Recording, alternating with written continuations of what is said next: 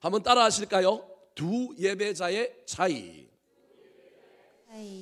구원으로 부르심을 받은 우리 그리스도인들에게 최고의 일은 예배 잘 드리는 겁니다. 모든 그리스도인들에게 공통된 직업이 있는데 그 직업은 무엇이냐 하면 예배자의 직업입니다. 예배자라고 하는 최고의 직업을 가진 저와 여러분이 예배 잘 드리고 난 다음에 세상에 가서 일을 할 때 우리는 어떻게 일을 해야 되느냐 하면 하나님께 예배하는 마음으로 일을 하고 그 일과 관련된 사람을 대할 때 우리 하나님께 받은 은혜로 일을 해야 합니다. 그래서 예배당 안에서의 예배만이 아니라 삶의 현장에서 예배가 온전히 이루어져야 합니다. 예배의 성공자가 인생의 성공자이고 하나님이 제일 기뻐하시는 일이 예배를 잘 드리는 겁니다. 그렇다면 우리 하나님이 기쁘시게 받으시는 예배는 어떤 예배일까요? 우리가 어떤 예배를 합당하게 드리는 예배라고 이야기할 수 있을까요? 맞는 것, 옳은 것을 이야기해 주는 것도 중요하지만 틀린 이야기를 통하여, 잘못된 이야기를 통하여 옳은 것이 무엇인지를 알려줄 수만 있다면 훨씬 더 선명하게 이해할 수 있습니다. 오늘 본문 말씀은 예배를 잘 드리는 사람도 나오고 못 드리는 사람의 이야기가 동시에 나오기 때문에 이 두 가지를 비교하면 어떻게 우리가 예배를 드려야 할지에 대한 인사이트를 받을 수 있을 것 같아서 오늘 본문 말씀을 통하여 여러분에게 합당하게 드리는 예배가, 하나님을 기쁘시게 하는 예배가 어떤 것인지에 대하여 설명을 해보려고 합니다. 오늘 본문에는 두 종류의 예배자가 나옵니다. 한 종류의 예배자는 우사와 아요라고 하는 형제입니다. 이 사람은 20년간 법궤를 모시고 하나님 앞에 예배를 드린 사람들입니다. 또 다른 종류의 예배자는 오벳 에돔이라고 하는 사람인데 이 사람은 3개월만 하나님을 모시고 법궤를 모시고 예배를 드린 사람입니다. 그런데도 불구하고 이 두 사람은 전혀 다른 예배의 결과를 낳았습니다. 어떤 결과가 이들 앞에 펼쳐졌을까요? 오늘 본문 말씀 10절과 14절 말씀입니다. 시작. 우사가 손을 펴서 궤를 붙들므로 말미암아 여호와께서 진노하사 치심에 그가 거기 하나님 앞에서 죽으니라. 하나님의 궤가 오벳에돔의 집에서 그의 가족과 함께 석 달을 있으니라. 여호와께서 오벳에돔의 집과 그의 모든 소유에 복을 내리셨더라. 동사로 보면 우사는 죽음으로 그의 예배가 끝이 났고요, 오벳에돔은 제 사진을 치워주시면 복을 받는 것으로 끝이 났어요. 하나님께서 그의 집과 그의 모든 소유에 뭘 내렸다고요? 복을 내렸습니다. 우사는 아버지 때로부터 대대로 예배를 드렸고 법궤를 몇 년간 모셨느냐 하면 20년 이상 모셨는데 결론은 그렇게 주구장창 20년 동안 예배 드렸는데 결론은 죽었어요. 초신자에 해당된다고 할 수 있는 오벳에돔은 얼마 예배 드렸느냐 하면 3개월 예배를 드렸는데 복을 됐다 많이 받았어요. 왜 이런 차이가 생길까요?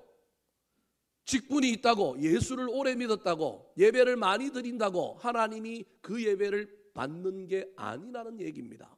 합당한 예배, 제대로 된 예배를 드려야만이 하나님이 그 예배를 받고 하나님이 복을 주실 뿐만 아니라 올바르지 못한 예배, 제대로 되지 못한 예배 드리면 그 결과는 비참할 수 있다라는 것입니다. 그렇다면 어째서 이런 놀라운 반전이 일어났을까요? 우리는 오래 드리고 계속해서 예배 드리면 복을 받아야 될 것이라고 생각하는데 어찌하여 우사와 그의 가정에는 비극이 일어나고 오벳에돔의 집에는 복이 임하였을까요? 그 차이를 여러분에게 4가지로 설명하려고 합니다. 첫 번째입니다. 따라 하시겠습니다. 하나님의 뜻과 내 뜻의 차이. 하나님의 뜻과 내 뜻의 차이. 성전이 만들어지기 전인 시대의 예배의 핵심은 법궤입니다. 성전이 없으니 십계명과 아론의 쌍난 지팡이와 그리고 강야 시대에 먹었던 만나를 담아놓은 항아리를 보관하고 있는 법궤가 하나님의 임재의 상징이요, 그 법궤를 중심으로 예배했습니다. 엘리라고 하는 제사장 시대 때 믿음이 없었던 엘리의 두 아들이 법궤를 부적처럼 들고 전쟁에 나가면 이길까 하여 블레셋의 전쟁에 이 법궤를 가지고 나갔지만 이기지 못하고 졌습니다.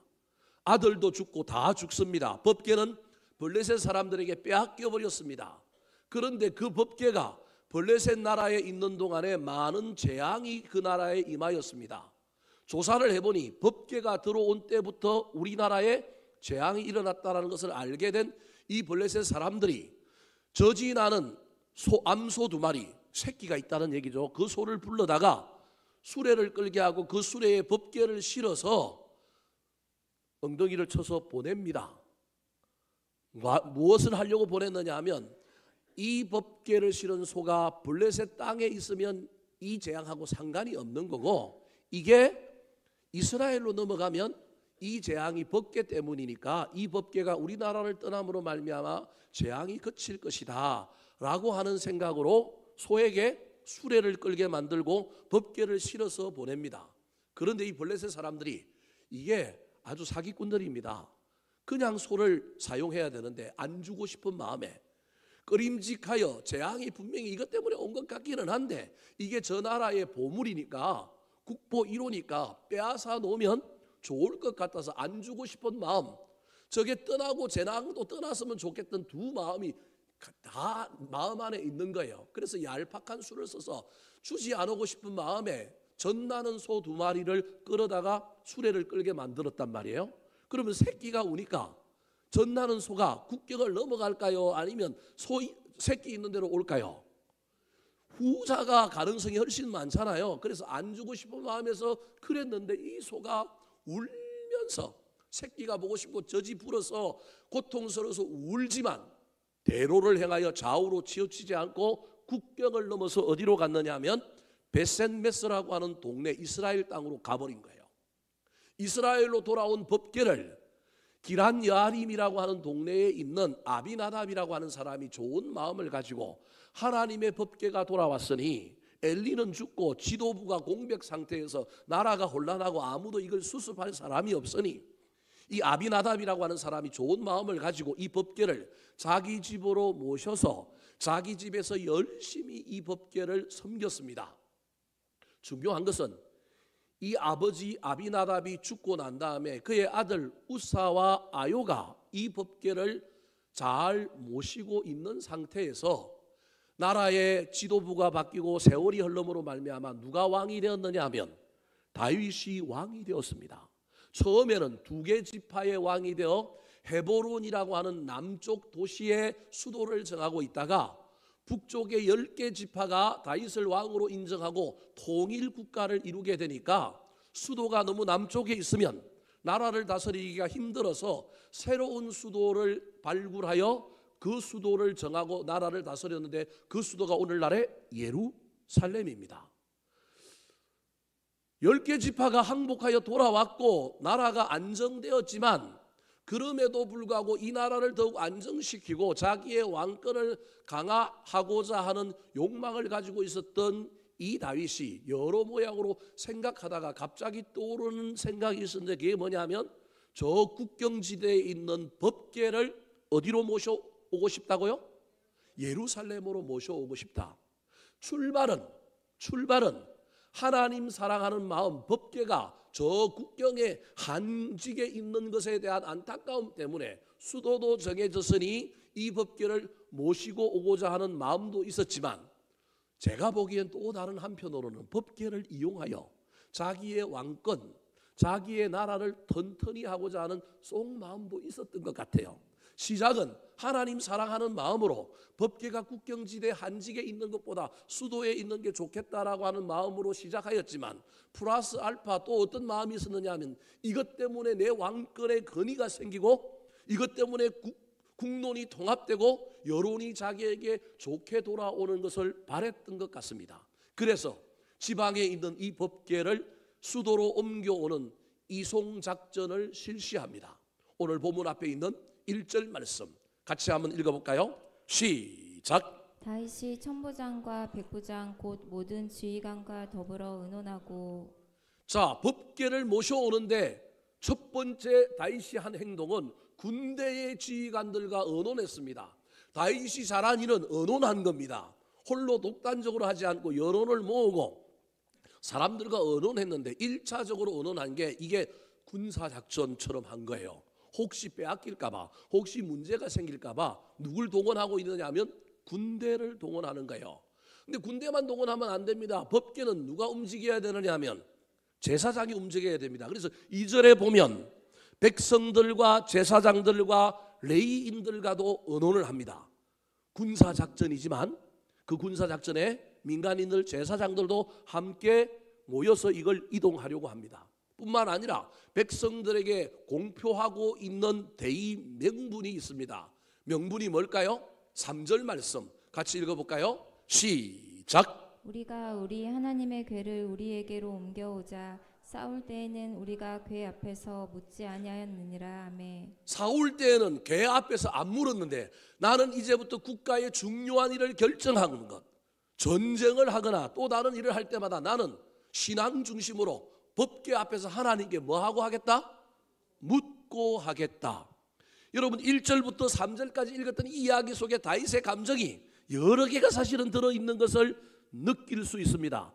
군사들을 동원한 것으로 보아서 이게 정치적인 하나의 수단으로 이용될 뿐만 아니라 또 하나님께 묻겠다 하는 이유로 보면 신앙적이고 영적인 측면이 혼재되어 있는 것으로 보입니다.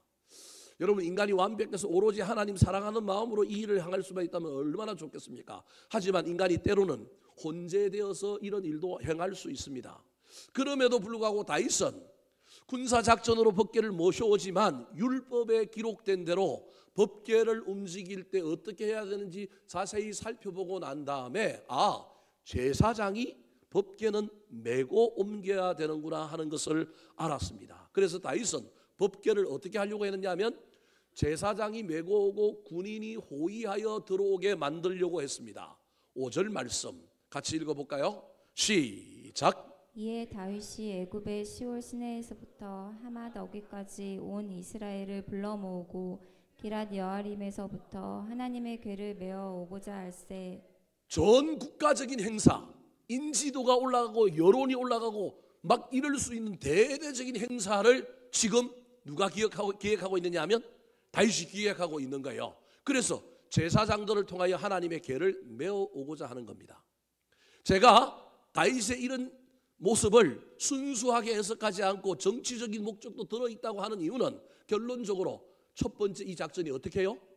실패하잖아요. 이 실패에는 다윗의 숨은 의도, 조금 타락되어 있고 부패 있는 의도를 누가 보신 거예요?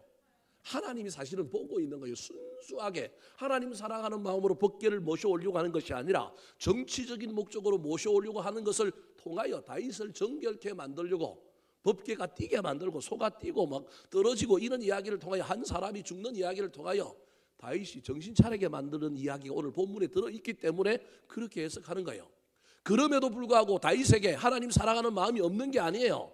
그럼에도 불구하고 다윗이 성경적인 방법, 율법적인 방법으로 법궤를 이동하려고 하지 않은 것이 아니라 하려고 했다라는 거예요. 근데 문제는요, 5절에도 메어 오고자 하고요, 6절에도 메어 오려 하니라고 하는 분명한 다윗의 의도가 있는데 이런 의도와 달리 결론은 어떻게 됐을까요? 7절 말씀 같이 한번 읽어볼까요? 시작. 하나님의 궤를 새 수레에 싣고 아비나답의 집에서 나오는데 우사와 아이오는 수레를 몰며. 자, 다윗은 메어 오려고 했는데 5절과 6절은 메어 온다고 얘기했는데 7절에 보면 결론은 어떻게 돼요? 수레에 싣고 옵니다. 변화가 일어난 겁니다. 왜 이런 변화가 일어났을까요? 다르게 이야기하면 다윗이 타협한 겁니다. 왜요? 누구 때문에? 우사와 아요가 우긴 거예요. 오늘 본문에는 이야기하고 있지 않습니다. 20년 동안 이걸 보관하고 있던 우사와 아요가 땡깡을 부린 거예요. 우리가 모시고 가겠습니다. 안 그러면 안 줄랍니다. 그러면요, 다윗이 설득하고 건면하여 옳은 방법을 가지고 해야 되는데 급한 거예요. 빨리 법궤를 어디로 모시고 오고 싶었냐면 예루살렘으로 모시고 와서 자기 정권을 안정화시키고 자기 인기를 높이고 싶은 마음에 뭐로 가도 뭐만 가면 돼요? 서울만 가면 되는 거예요. 옳은 방법을 써야 되는데 옳은 방법을 쓰지 않고 타협을 한 거예요. 예를 들어 볼까요? 우리 교회는 그런 일이 없습니다. 제가 예를 드는 거예요. 우리 교회 부인이 했는데 우리 교회 설립자 가정이 있어. 교회를 설립하는데 지대한 공헌을 하고 교회를 설립하는데 얼마나 많은 헌금을 하고 얼마나 많은 애를 쓰면서 교회를 세웠는지 몰라요. 근데 이분들이 알고 보면 교회를 세우고 헌신도 했지만 교회가 누구 거예요? 이분들 소유인 거예요. 담임 목사인 제가 와가지고 교회를 성경적으로 바꾸려고 했는데 이 기반이 튼튼하고 기득권을 가지고 있는 설립자 가정 와보니까 가족들이 많아요. 그죠? 사촌도 있고 이런 교회들이 제법 있어요. 사촌도 있고 뭐 사돈도 있고 사돈에 8천 되니까 교회의 절반 이상이 그 집 사람들하고 관련이 돼 있어요. 내가 이거 잘못했다가는 그 집 사람들이 들고 일어나면 난 어떻게 될 판이에요? 쫓겨날 판이야. 그래서 옳은 길이 있지만 그 옳은 길을 주구장창 주장하지 못하고 나중에 하리라. 그래 나중에라도 하면 되지. 그런 마음 가지고 이 집안과 소유권을 주장하고 있는 헌신하고 비록 헌신하고 애를 썼지만 주인으로 여기고 있는 이 사람들의 뜻을 꺾지 못하여 이들과 뭐 한 거예요? 타협한 겁니다. 아요와 우사가 성경에 기록되어 있지 않지만 제가 보기엔 다윗에게 우리가 모시고 가겠습니다. 우리 방식으로 하겠습니다. 안 그러면 안 되어 놀랍니다. 그 말에 다윗이 너무 급한 나머지 법궤는 모셔와야 되겠고 이미 백성들에게 법궤 모셔온다고 막 이야기했고 준비는 다 했는데 이게 어긋나면 자기 체면이 이상하게 될 것 같으니까 타협하여 그래 라고 한 것입니다. 사랑하는 성도 여러분, 하나님의 뜻이 아니라 누구 뜻이 지금 주장되고 관철되고 있느냐 하면 아요와 우사의 뜻이 관철되었습니다. 하나님의 뜻은 메어오는 것인데 아요와 우사는 여러분 본대로 하는 겁니다. 자기 아버지 때 어렸을 때 법궤가 왔는데 어떻게 왔어요? 수레에 실려 왔어요. 여러분 저와 여러분이 신앙생활을 할 때 내가 본 건 내가 아는 뜻을 굽히지 않습니다. 내가 옛날 교회에서 신앙생활을 했던 게 이 교회에서도 진리여야 되고 통해야 됩니다. 이 교회를 다니면서도 우리 교회가 아니라 옛날 다녔던 교회가 무슨 교회요? 우리 교회요. 신기해요. 우리 교회를 다니는데 우리 교회가 또 있어. 골치 아픕니다. 예배는 내 뜻을 내려놓고 하나님의 뜻을 붙드는 섭리가 있는 곳입니다. 저와 여러분이 어렸을 때는 내 뜻을 관철하고자 소나무 뿌리 10개를 뽑고 하늘 보좌를 뒤흔들고 기도하지만 성숙한 예배자는 그 기도가 필요 없다는 얘기가 아니라 성숙한 예배자는 하나님의 음성이 들려오면 내 뜻을 내려놓을 수 있는 자여야 한다는 사실을 기억하시기 바랍니다.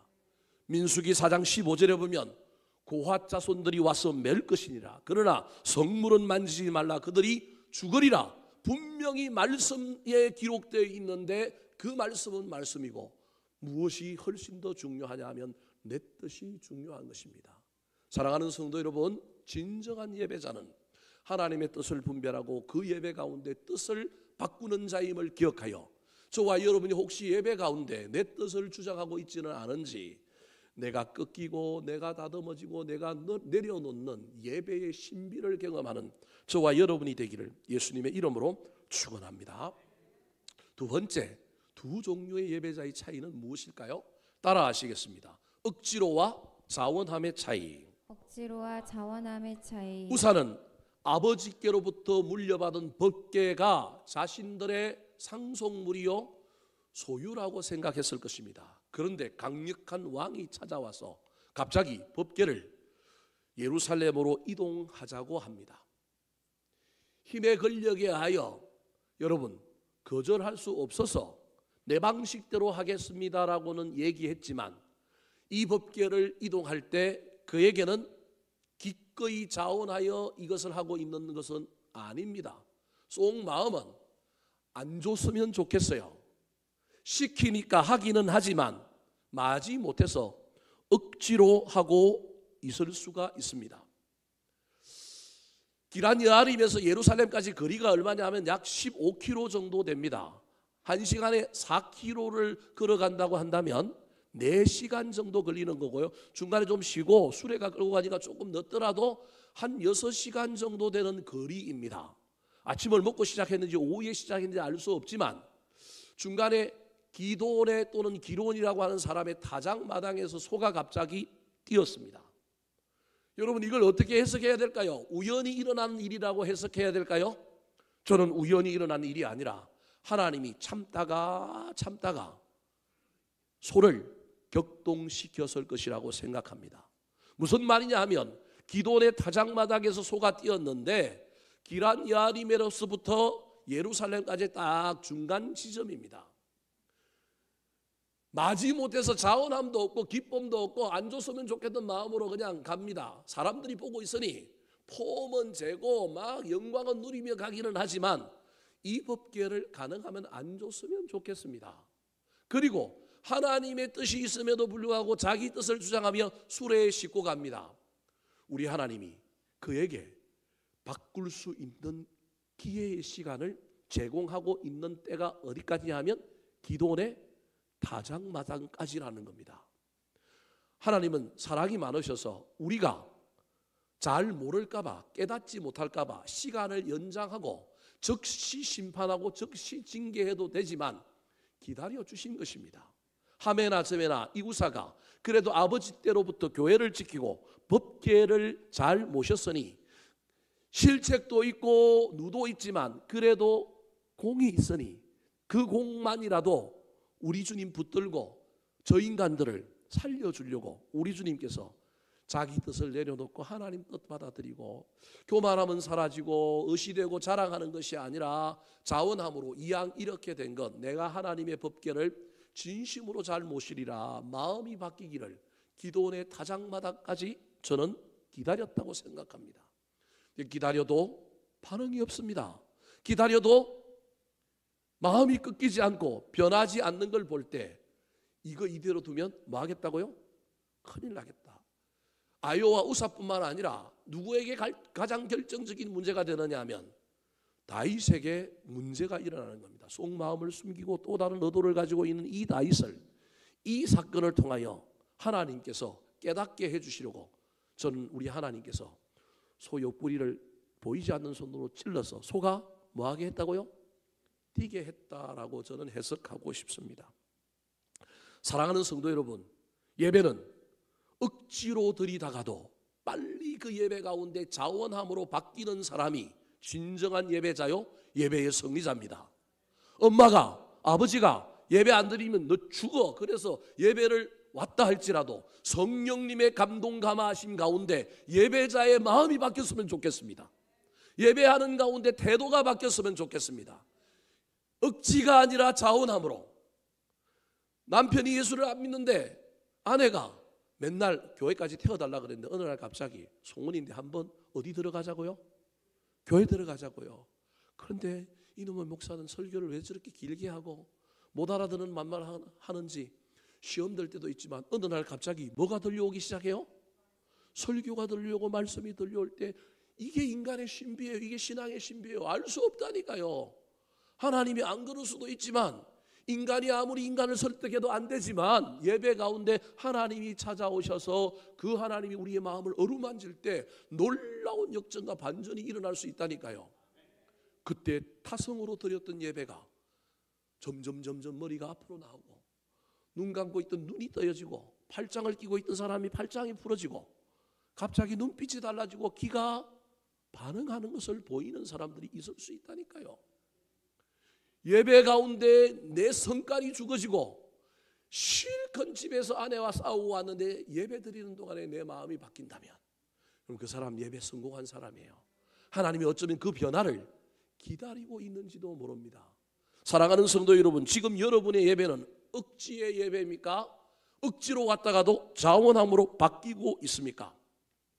억지로 예배를 드리고 그걸 바꾸지 아니하여서 하나님이 치심으로 죽었던 우사와 달리 여러분 오벳에돔은 자원하는 사람이었습니다. 우사가 떨어지려고 하는 이 법궤의 손을 대므로 하나님이 치셔서 그 자리에서 적사했을 때 사람들이 전부 그 장면을 보고 경기를 일으켰습니다. 우사가 죽은 이유를 성경이 뭐라고 밝히고 있느냐면 손을 댐으로 죽었다라는 거예요. 그것 때문에 모든 사람이 이제 법궤에 손을 댈 수가 없는 거예요. 아마도 누가 죽는 순간에 제사장 하나가 봐라, 법궤 메고 옮겨야 되는데 저렇게 옮기다가 그리고 법궤에는 손대면 된다 안 된다? 안 되는데 손대서 죽었다라고 제사장 하나가 아마 옆에서 해석했을지도 모릅니다. 사람들이 그 이야기를 듣는 순간 아무도 두려움에 법궤 앞에 갈 수 있어요 없어요? 못 가는 거예요. 저는 성경을 읽으면서 상상을 해봅니다. 이 장면을. 그래서 화가들이 이 장면을 그린 장면들을 막 찾아보니까 다 달라요. 무슨 말이냐면 소가 뛰었어요. 법궤가 털끄덕거려요. 털끄덕거리니까 그거 안전하게 하려고 우사가 손을 댐으로 말미암아 죽었어요. 그러면 법궤는 어디에 있을까요? 수레 위에 있을까요? 아니면 떨어졌을까요? 떨어지려고 하는 것을 떨어지지 않게 하려고 잡으려다가 적사함으로 말미암아 법궤가 수레에서 떨어질 수도 있는 거예요. 제가 지금 무슨 말을 하려고 하느냐 하면 중요한 건 법궤가 수레에 있느냐 떨어졌느냐가 중요한 게 아니라 중요한 건 사람들 눈에 뭐가 보이냐면 법궤에 손을 대는 순간 우사가 죽은 것이 명확하게 사람들 눈에 보이는 거예요. 여러분 이 순간에 모든 두려움 때문에 아무도 법궤 앞에 가지 못합니다. 그 결과 법궤는 수레 위에 있던 떨어져 있던 귀를 위에서 아무도 돌보지 않은 상태에서 두려움과 공포의 대상이 되어서 버려져 있는 겁니다. 이때 혜성같이 한 사람이 나타났습니다. 심지어 다윗조차도 이 일에 아무런 행위를 하지 않습니다. 자, 14절 말씀 같이 한번 읽어볼까요? 시작. 다윗이 궤를 옮겨 자기가 있는 다윗 성으로 메어드리지 못하고 그 대신 가짓 사람 오베데돔의 집으로 메어가니라. 다윗이 궤를 자기가 있는 다윗 성으로 뭐 한다고요? 메어드리지 못했어요. 12절에 보면 어찌해야 되냐 막 고민만 해요. 다윗도 두려운 거예요. 근데 이때 유일하게 한 사람 오벳에돔이라고 하는 사람이 나섰어요. 그럼 이 사람은요 로버트 태권버이예요? 이 사람은 안 죽는 사람이에요? 이 사람은 어떤 사람이기에 갑자기 아무도 안 하는데 자원하여 죽음을 각오하고 이 법궤 앞에 나왔을까요? 대단하지 않아요? 우사는 억지로 운반하라고 이동하라고 명령하니까 했는데 아무도 명령을 안 했는데도 불구하고 왕인 다윗조차도 포기한 일에 오벳에돔이라고 하는 사람이 나서서 이 일을 해요. 알고 보면 뭘 각오하고 나선 거예요? 죽음을 각오하고 나선 거예요. 누가 시킨 게 아니라 자기 스스로 죽음을 각오하고 이 개를 메고 가는 거예요. 이게 알고 보면 뭐 진 거냐면 십자가 진 거예요. 아무도 하지 않는 일을 하는 거예요. 여러분 도대체 이 사람의 정체가 뭘까요? 성경에는 이 사람의 과거가 어떤지 전혀 이야기하지 않아요. 미래에 이 사건 이후로 그가 레위인이 되어서 성전에서 문지기로 봉사하는 사람으로만 나와요.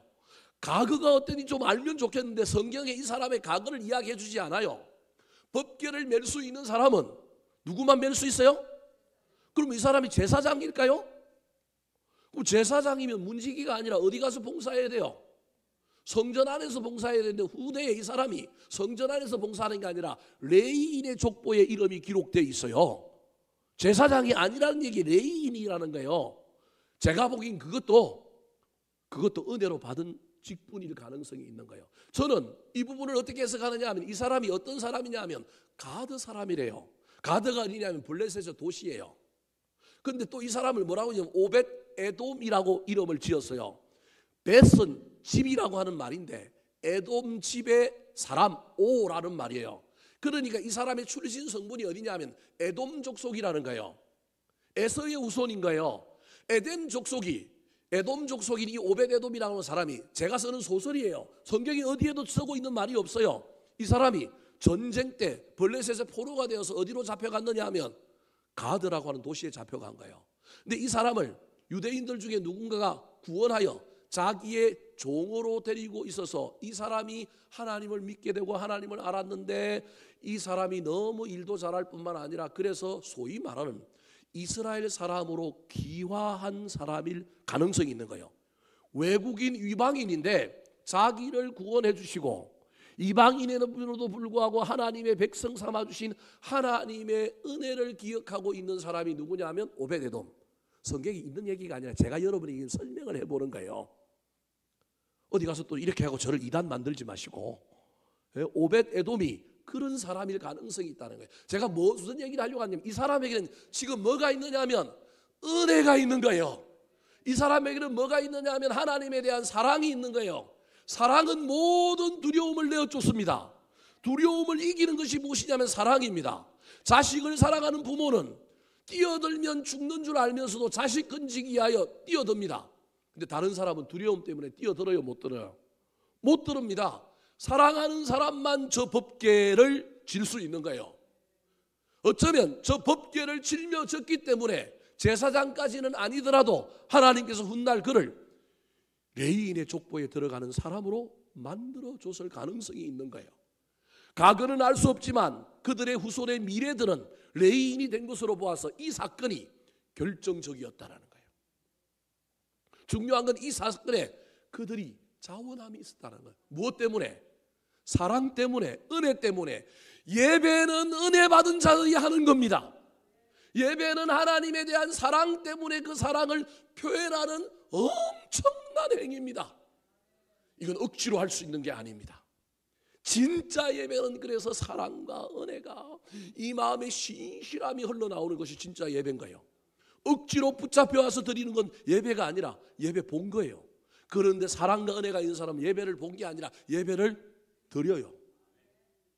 사랑하는 성도 여러분, 지금 저와 여러분의 예배는 어떻습니까? 오벳에돔은 사랑과 은혜 때문에 십자가를 지고 예배를 드립니다. 자원함으로. 그런데 우사는 억지로 예배를 드렸을 뿐만 아니라 그 예배 가운데 하나님의 영광을 다 훔쳤습니다.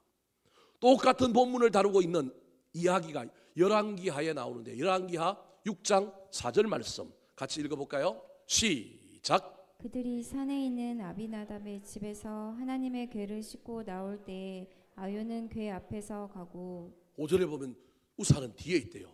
그게 무슨 말이냐면 아요는 제일 앞에 서서 템템템하고 목에 뭐하고 가는 거예요? 힘주고 가는 거예요. 우사는 어디에 있는 거예요? 뒤에 서서 뒷짐지고 가는 거예요. 영광은 이 형제 둘 사이에 영광은 가려져 있는 거예요. 하나님의 영광이 나타나야 되는데 이 영광을 누가 다 훔치고 있느냐? 앞에 있는 동생 아요, 뒤에는 형 누가 훔치고 있는 거예요? 우사가 훔치고 있는 거예요. 예배의 영광은 하나님께 돌아가야 되는데 예배의 영광을 억지로 예배를 드릴 뿐만 아니라 자원함도 없을 뿐만 아니라 십자가 지고 은혜 때문에 감사하여 예배하는 것이 아니라 도리어 예배의 영광을 내가 받고 있다면 저와 여러분은 오벳에돔의 예배가 아니라 아요와 우사의 예배를 드리고 있는 것입니다. 사랑하는 성도 여러분, 저와 여러분의 예배가 자원함으로 기쁨으로 은혜와 사랑 때문에 드리는 예배가 되기를 예수님의 이름으로 축원합니다.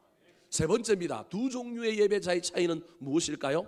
따라하시겠습니다. 편리함과 최선의 차이. 편리함과 최선의 차이. 자, 우사는 자기 뜻을 주장했습니다. 그래서 자기 방식으로 법궤를 수레에 싣고 갑니다. 자원함이 아니라 그것도 억지로 그냥 안 줬으면 좋겠는데 그냥 갖고 갑니다. 여러분, 이때 소가 뛰니까 우사가 손을 뻗어서 법궤를 붙잡았습니다. 유일하게 이 예배에 우사가 한 행위는 뭐밖에 없어요? 손을 뻗어서 법궤를 잡은 행위밖에 없습니다. 가장 편리한 예배를 드리고 있는 두 사람이 누구냐 하면 아요와 우사입니다. 하는 일이 없습니다. 누가 다 해요? 소가 다 해요. 소가 끌었는지 낙타가 끌었는지 나귀가 끌었는지 알 수 없지만 이들의 예배에, 진짜 예배에 공을 들이고 에너지를 쏟는 건 누구밖에 없냐면 짐승밖에 없어요. 짐승만이 끌고 가고 있는 거예요. 자신들은 앞장서서 고개 딱 들고 가고 있고 형은 뒤에서 뒷짐지고 가고 있는 거예요. 유일하게 한 행위가, 유일하게 자신의 힘과 능력, 마음과 뜻을 다하고 목숨을 다하고 힘을 다하여 예배하라 그랬는데 하나도 다하지 않고 유일하게 한 행위가 뭐냐면 손을 뻗어서 뛰려고 하는 법궤를 잡은 겁니다. 이게 결정적으로 하나님을 진노하게 한 거라니까요. 아예 이것마저도 안 했으면 살아설 수도 있는데, 혹시 몰라 살아설 수도 있는데, 여러분 이들이 이렇게 예배를 드리고 있을 때 이 법궤가 지나오는 것을 환영하고 맞이하는 일반 백성들은 동시에 어떻게 예배했을까요? 모든 예배에는 다양한 예배자들이 있습니다. 열정적인 예배자, 기쁨으로 예배하는 사람, 무관심한 예배자, 예배의 반대꾼, 방해꾼들도 예배 안에 있지만, 아요와 우사는 영광을 훔치는 예배자, 억지로 드리는 예배자였지만 그들과 대조되는 예배자들이 있습니다. 자, 7절과 8절 말씀 시작. 하나님의 궤를 새 수레에 싣고 아비나답의 집에서 나오는데 우사와 아이오는 수레를 몰며 다윗과 이스라엘 온 무리는 하나님 앞에서 힘을 다하여 뛰놀며 노래하며 수금과 비파와 소고와 제금과 나팔로 연주하니라.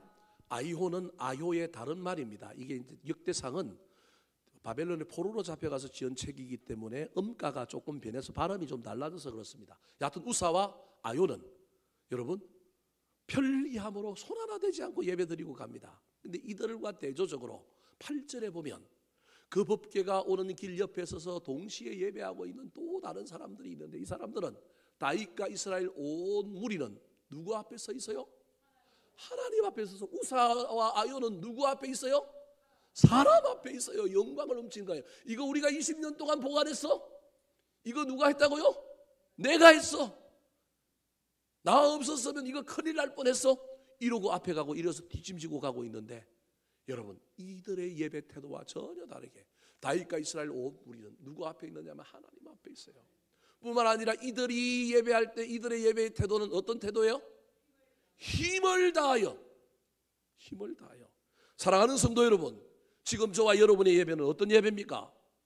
코 하나 안 풀고 너무 편리함을 추구하는 예배는 아닙니까? 힘을 다하여 드리는 예배입니까? 여러분은 지금 법궤를 싣고 가고 있습니까? 메고 가고 있습니까? 저와 여러분의 신앙생활 가운데 이 원리를 잘 기억하여 예배는 좀 불편해야 됩니다. 오늘날 예배가 얼마나 편리해졌습니까?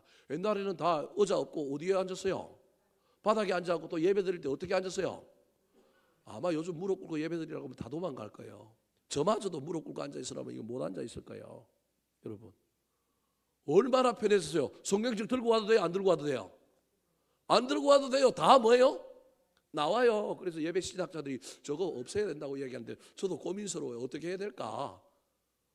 저는 말씀을 한 구절이라도 더 읽게 만들고, 집에 가면 안 읽으니까 김양승 권사님이야 24도 가지만 딴 사람은 못 가니까 그래도 조금이라도 성경 말씀 읽고 만들고 보게 만들려고 어떻게 하면 조금이라도 노출시킬까 봐 이걸 사용하고 있는데, 여러분 얼마나 우리가 편리한 시대에 신앙생활을 하고 있는지 모릅니다. 육신적으로는 편리할지라도 영적으로는, 마음적으로는 여러분 편리함에 싣고 가는 신앙이 아니라 메고 가는 신앙의 주인공들이 되기를 예수님의 이름으로 축원합니다. 마지막입니다. 이 두 종류의 예배자들의 차이는 무엇일까요? 따라하시겠습니다. 소유물과 주인의 차이. 소유물과 주인의 차이. 자, 오늘 본문에서 우사가 결정적으로 죽게 된 것은 뒷짐지고 갔다고, 억지로 운반했다고, 아요가 앞에서 목에 힘주고 갔다고 죽었다고 이야기하지 않습니다.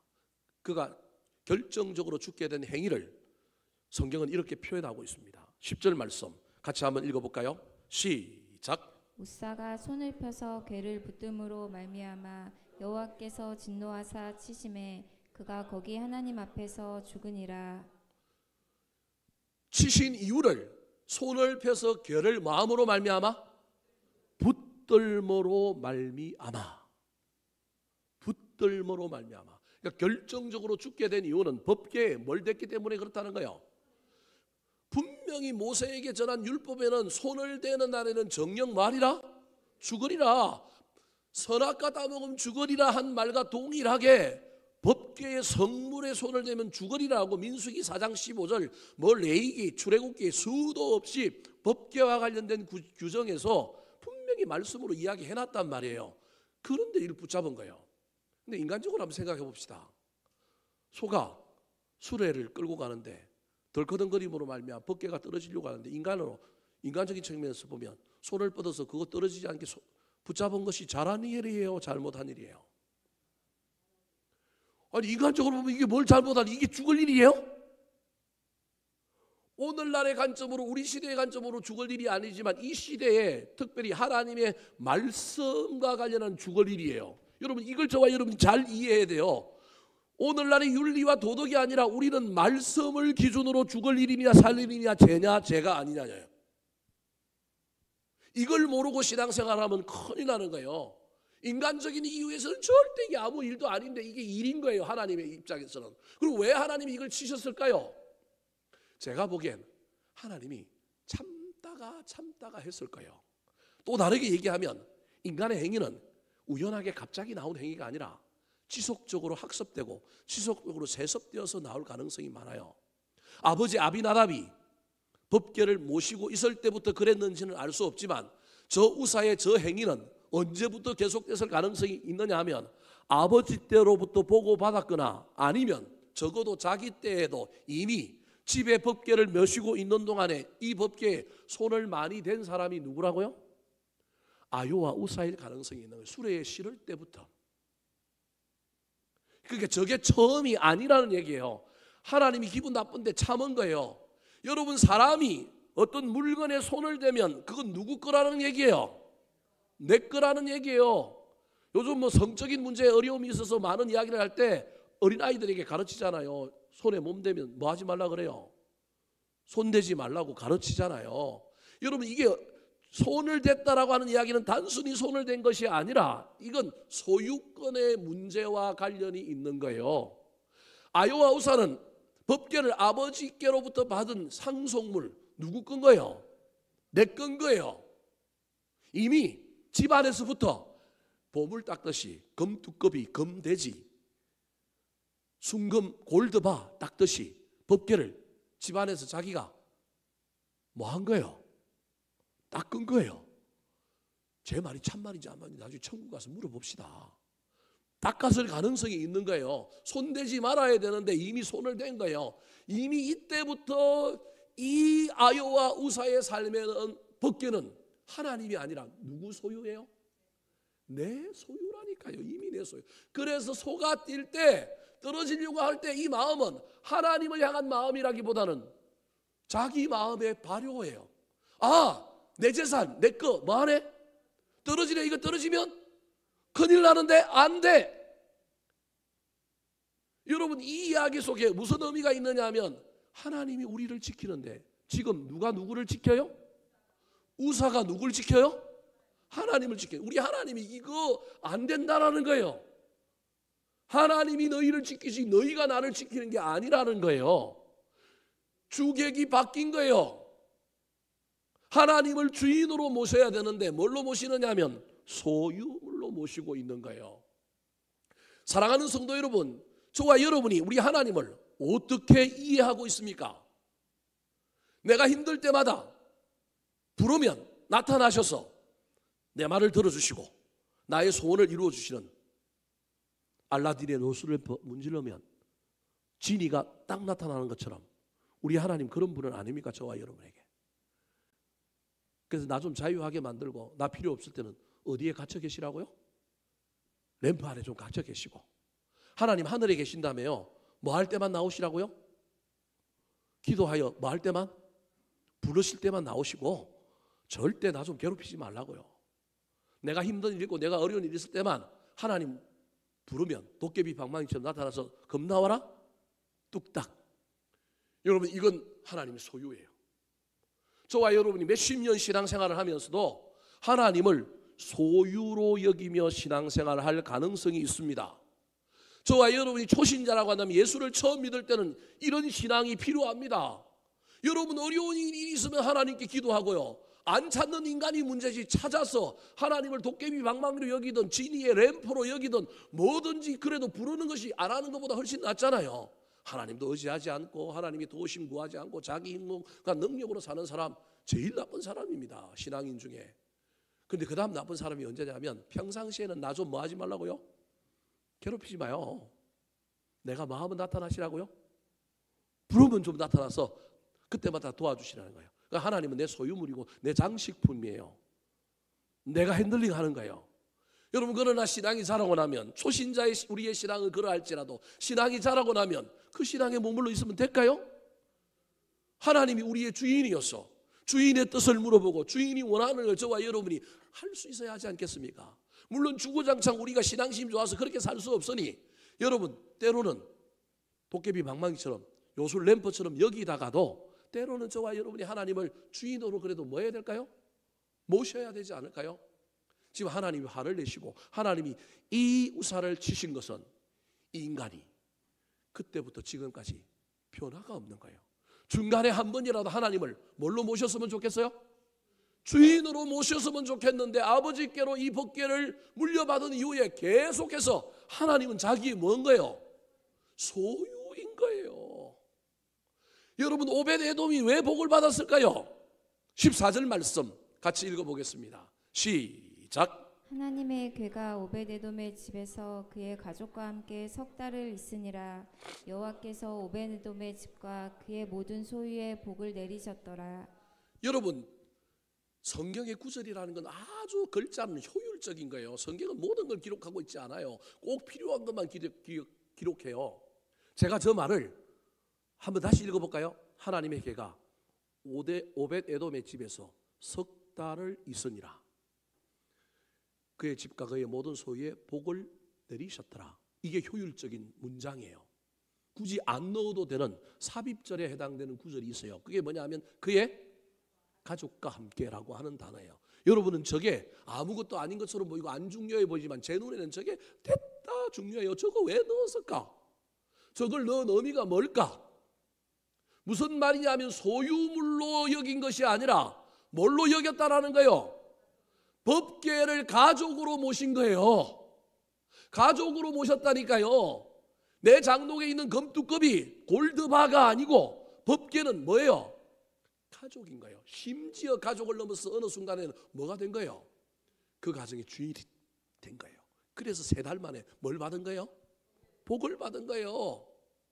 오벳 에돔의 집에 그의 가족과 함께 있었대요. 그 말은 자식들 불러갖고 법궤 왔다 하나님이다 인사해라.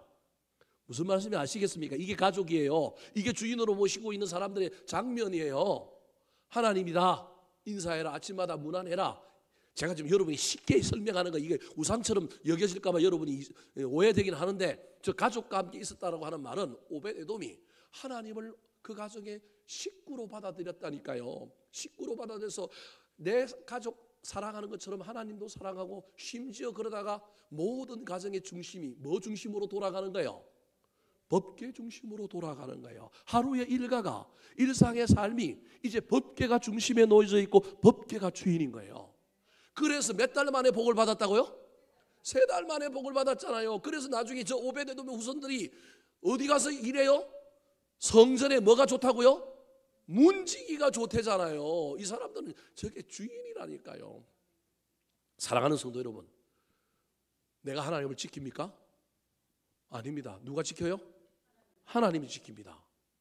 제가 이런 소설을 생각해 봤어요. 만약에 소가 뛰었는데 법궤가 움직여서 떨어지려고 하는데 우사가 손을 안 댔으면 그 법궤가 어떻게 됐을까요? 떨어졌을까요? 저는 공중에서 제비를 몇 바퀴 돌고 그대로 딱 앉았을 거라고 생각합니다. 제 말이 이상합니까? 정말로 하나님의 임재라고 한다면 우리 하나님 못하실 일이 없는데 왜 인간의 손에 힘을 빌려서 그걸 하시겠어요? 그게 하나님의 임재와 하나님 당신의 자체라고 한다면 굳이 우리 하나님이 인간의 손을 빌려야 될 이유가 있을까요? 저와 여러분 이 믿음이 있어야 합니다. 그래서 우리는 하나님을 소유물로 여길 것이 아니라 뭘로 여겨야 되느냐 하면 주인으로 섬겨야 합니다. 그래야만이 복을 받는 겁니다. 예배는 내 뜻을 바꾸고 하나님의 뜻을 받아들여 순종할 뿐만 아니라 무엇을 바꾸느냐 하면 주인을 바꾸는 거예요. 내 안에 물질이 주인인 것, 내가 주인인 걸 바꾸고 주인과 함께 세상으로 나아가는 행위가 예배라고 하는 사실을 잘 기억하여 주님을 소유물로 대하지 말고 주인으로 대할 때 그 주인이 우리의 삶에 놀라운 은혜를 더해 주시는 것을 경험하는 저와 여러분 되기를 예수님의 이름으로 축원합니다. 한번 따라 하실까요? 두 예배자의 차이. 두 예배자의 차이. 하나님의 뜻과 내 뜻. 하나님의 뜻과 내 뜻. 억지로와 자원함. 억지로와 자원함. 편리함과 최선. 편리함과 최선. 소유와 주인. 소유와 주인. 기도하겠습니다.